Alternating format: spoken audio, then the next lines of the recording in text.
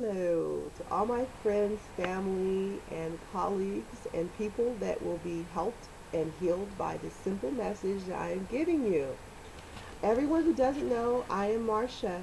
I am Marsha Grant. Yes, I am. I've been Marsha Grant all my life. And what I do is help people heal their intestines. I have a company. It's called Inside Track. Inside Track is a fiber product that I found in Hawaii, and I started taking it. I started taking this stuff because I was very sick and I was very fat. A lot of people do not remember that because when I was fat, I was bedridden. I was bedridden for 2.5 years, at which time I learned a lot. I learned that the true suffering is when you find your strength, and I learned that you can't be resentful. People are going to do what they want to do, and you have to be respectful that when it's your time, it's your time. So for me, I was laid up and I basically only had exercise of hand to mouth fork action, and I ate like there was no tomorrow. In doing so, I gained more weight than any person should gain that quickly. And by doing that, I went from a normal 150, 160 to 238 pounds. When I weighed 238 pounds, no one really paid attention other than to disrespect me or call out that I am big or, oh, Marsha, you've gotten so big. I'm like, okay, thank you, I think. I don't know how to accept the negative or derogatory statements that people said to me at the time. It kind of left me in a fetal position, kind of balled up and crying about it. I didn't want to live like that. And I realized the heavier I got, the less attention that I got. For me, like people say, as for me in my house, as for me and my body, it didn't sit very well with me. When I was a big girl, I was a size 22. My size was determined because of my disability. My disability was called lumbar spondylosis and degenerative disc disease. That means that I fell and broke my tailbone. And when I did that, it hurt, but there's no such thing as a cast for that area. So therefore, it means you must rest. And I did. I got plenty of rest, and I would say I got too much rest. And my muscles became very flat and useless. I had what's called atrophy, which is the death of muscles in my legs, and my arms, and my back. I had to retrain and regroup all of my muscles to learn how to exercise again so that I could walk on my own. And I'm very happy to say I do walk without any canes or wheelchairs or walkers now. And it's a significant improvement considering I had to hire staff and help to get around my own house and to cook and to clean. And my family is fully aware of this. It's an old story to them. But to people that haven't heard this story, I want you to understand what my plight is all about. I am talking to cancer. I'm calling cancer out. I'm telling cancer you can't reside in me or my family or friends or anyone I love or care about on Facebook. So I'm making this video to out all of the bad things that people don't want to talk about. I was constipated. Yes, I said it. I was constipated. I could not go to the bathroom. I would sit there and just go off. I would be so mad. I couldn't go. Oh, so frustrating. So frustrating. And then you come out the room and all these kids are like, Mom, Mom. And, it's more stress, more drama. On top of the fact that I can't go to the bathroom. Oh, no. Mm-mm. I suffered in silence long enough. And now I'm talking. So, if you eat 3 times a day, you should have 3 meals that are waiting to be evacuated.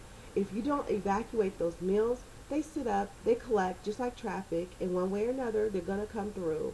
So we have two major events. One is eating and one is evacuating that waste. And in between that time, I would say the commute. How long is the commute? If I have a burrito on Tuesday, when I go to the restroom on Thursday, is it there? No, more than likely it's not. We have to know our bodies and exactly how we evacuate our waste is very, very important. How often we evacuate is also very, very important. Those that are being cued or stush that don't have time. We are in a microwave society where we move very quickly, and I understand that. What I don't understand is how one could think that all those meals don't have to go anywhere. What ends up happening is it surrounds our abdomen and becomes fat. It's no other word. We have a bunch of waste in the form of fluid as well as bulky stools that must be passed. Now, when will a person take the time? Do we collectively say, I'll take a dump later and don't? Or are we really concerned with how fast that burrito gets out of our body? So for me, I realized early on that I'm a big foodie. You'll see I have weight all throughout my body. I'm very, very thick, and I don't mind. I'm very strong as well. I trained my muscles to carry this frame because I decided to rehabilitate this frame. So I went to, I guess I'll start from the beginning, all right? When I got to be a size 22, 22, 22, I realized that Marcia had done too much. And basically my doctor said, you need to lose weight. And they said, you're such an attractive girl. Let's put you on Fen-Phen. And they did. They put me on Fen-Phen, and I had a stroke, okay? I am not supposed to take Fen-Phen. It made my head spin. I started screaming. I thought I was going to die. That's the reason the FDA pulled it. Yeah, the FDA pulled Fen-Phen. It's no longer trusted or used unless some renegades out there just don't care about the heart palpitations and sweating and the nervousness and all the other side effects that people don't know about. Well, I realized early on that it was not going to work for me. I could not use Fen-Phen. I couldn't use any type of wire to lose the weight. It was very stubborn, hardcore fat. It was on my back of my arms, on my butt. I think I measured a 47 at the most for my hip ratio around my buttocks, and enough was enough. So someone that cared about me told me I need to go to Hawaii. I said, yeah, right, I'm sure I can afford that. And he said, you'd be surprised. You live in a very fine home. You can figure out a way to do it and save your life. So I ended up going, and the first time I was there, I went to Oahu, and I was with my mom. Hey there, love you. And it was her birthday, actually. She turned 60 years old in Hawaii, and she's so awesome. I know age is nothing for her. She's really defies all rules. Really, she's beautiful. And that was 6 years ago.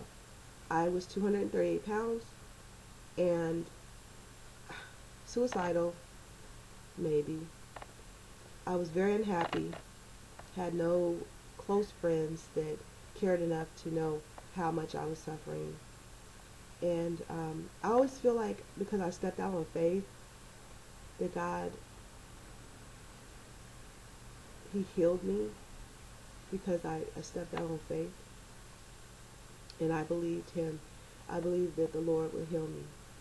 So I went to Oahu, and I called for a colon hydrotherapist.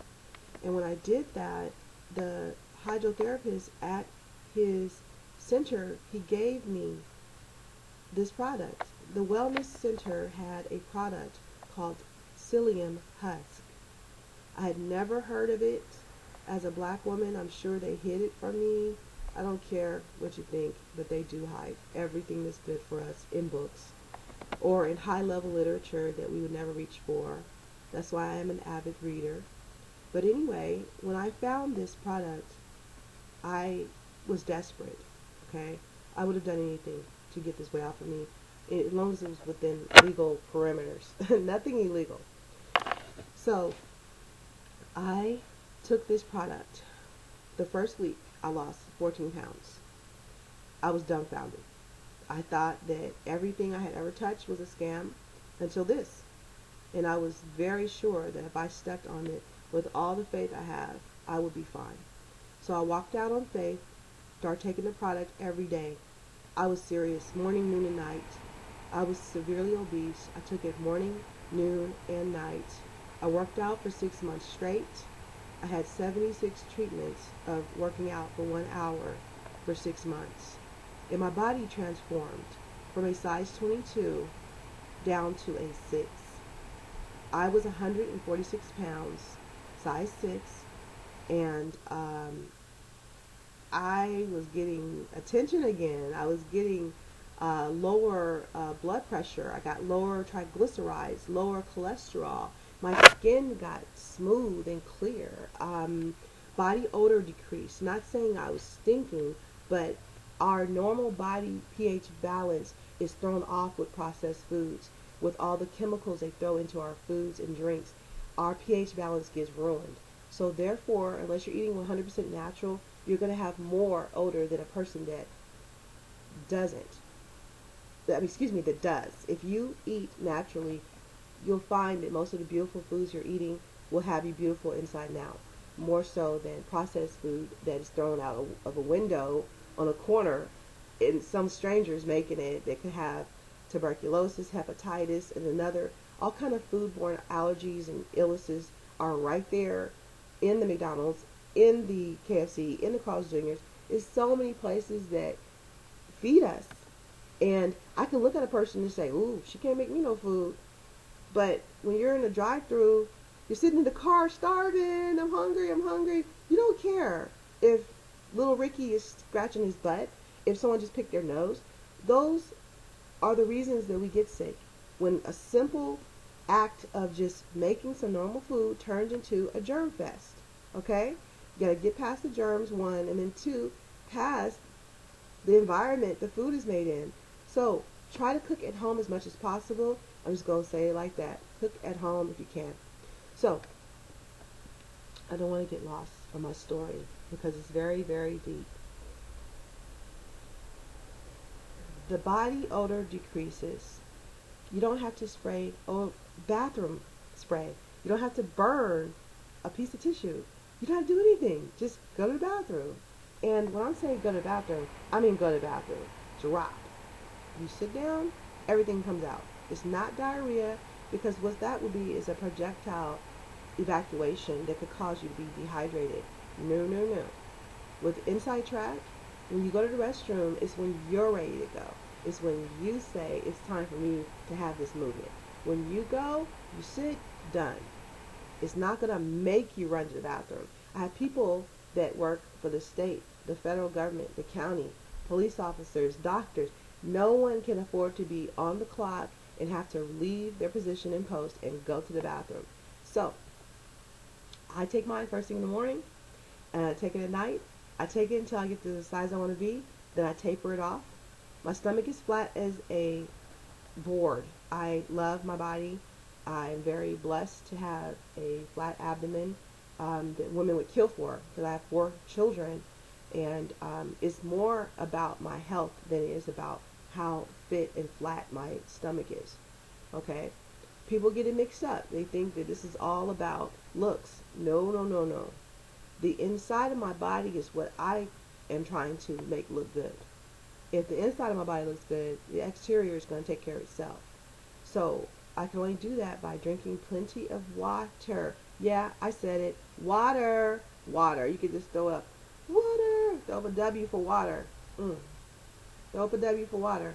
Because no one wants to drink it, and nobody wants to be water's friend. And me and water go way back. I love water.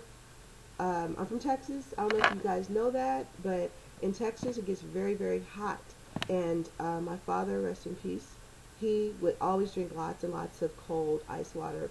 I prefer my water room temperature, and I prefer it often, because the more water we drink, the better we look. Inside and out. I promise you, you will not regret it. I've never seen someone say, I can't believe I drank all that water. Look at me now. They always look good if they do, and they're only being funny, because water is the key to optimal health, as well as fiber. So once I lost the weight, everybody says, what happened then?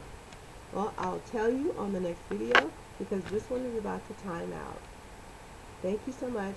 Go ahead and go for part 2, and mahalo.